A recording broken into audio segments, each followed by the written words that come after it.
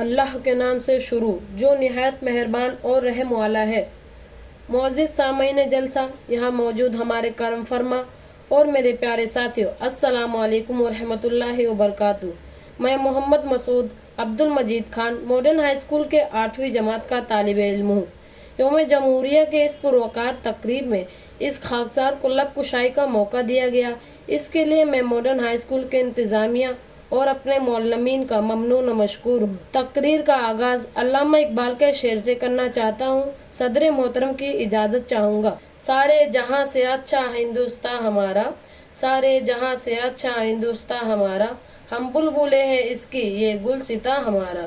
ہمارے ہندوستان کو سارے جہاں سے اچھا ہندوستان بنانے کے لیے ہمارے مجاہدین آزادی نے جو قربانیاں دی ہے، جن مصیبتوں کا سامنا کیا ہے، انگریزوں کے ظلم و ستم کو جس طرح ہمارے ملک کے ہر مذہب، ہر برادری اور ہر طبقے کے لوگوں نے برداشت کیا ہے، اس کی مثال تاریخ میں دور دور تک نہیں ملتی۔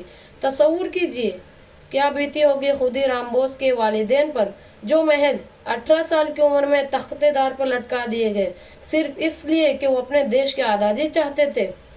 کیا بیتی ہوگی اشفاق اللہ خان کے چاہنے والوں پر، جنہیں فیض آباد کی جیل میں ظالم انگریزوں نے محض 27 سال کی عمر میں صرف اس لیے پھانسی کے پھندے پر لٹکا دیا کہ وہ انگریزوں کے خلاف تھے۔ ان ظالموں نے 12 سال کے معصوم اللہ باجی راؤت کو صرف اس بات پر گولی مار دی کہ اس نے انگریزوں کو رات کے وقت برہمنی ندی پار کروانے سے انکار کر دیا۔ لاکھوں ہندوستانیوں کے قاتل انگریز ظالموں کو ہمارے دیش کے لوگوں نے آخرکار مار بھگایا اور ہم 15 اگست 1947 کے روز آزاد ہو گئے۔ ہمارا دیش آزاد تو ہو چکا تھا، لیکن ہماری مثال ایک لوٹے ہوئے قافلے کی طرح تھی، جہاں کچھ نہ تھا، نہ پولیس، نہ فوج، نہ اپنا قانون اور نہ ہی کوئی سہولت۔ سلام کرتا ہوں میں اپنے مجاہدین آزادی کو، جنہوں نے اس مشکل ترین گھڑی میں دیش کو سنبھالا، دستور ساز کمیٹی بنائی اور حکومت سازی کا کام کیا۔ ڈاکٹر بھیم راؤ امبیڈکر صاحب کی صدارت میں ہمارا دستور 26 نومبر 1949 تک مکمل کر لیا گیا اور اسے 26 جنوری 1950 کے روز پورے بھارت میں نافذ کیا گیا۔ ہمارا دستور دنیا کا بہترین دستور ہے، ہمارا دستور دنیا کا ضخیم ترین دستور ہے۔ ہم سب کو اپنے دستور پر ناز ہے کہ یہاں ہر شہری کو مساوی حقوق حاصل ہے۔ ہمارے دستور کا کوئی مذہب نہیں ہے، لیکن ہمارا دستور سبھی مذہب کے ماننے والوں کو برابری کا درجہ دیتا ہے۔ یہ ہمارا ہی دستور ہے جہاں وزیر اعظم کا بیٹا ہی صرف وزیر اعظم نہیں بنتا، بلکہ ایک چائے بیچنے والا غریب محنتی انسان بھی وزیر اعظم کی کرسی پر فائز ہو سکتا ہے۔ کیوں نہ فخر کریں ہم اپنے آئین پر، جو ہر مذہب کے لوگوں کو اپنے اپنے طریقے سے زندگی گزارنے کی آزادی دیتا ہے۔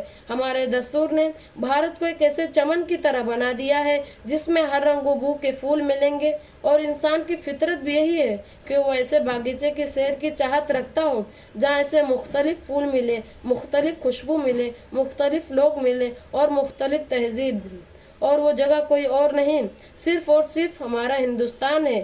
آخر میں اپنی تقریر کو اس شعر کے ساتھ ختم کرنا چاہوں گا۔ چمن میں اختلاط رنگ بو سے بات بنتی ہے، چمن میں اختلاط رنگ بو سے بات بنتی ہے، ہم ہی ہم ہے تو کیا ہم ہے، تم ہی تم ہو تو کیا تم ہو۔ شکریہ۔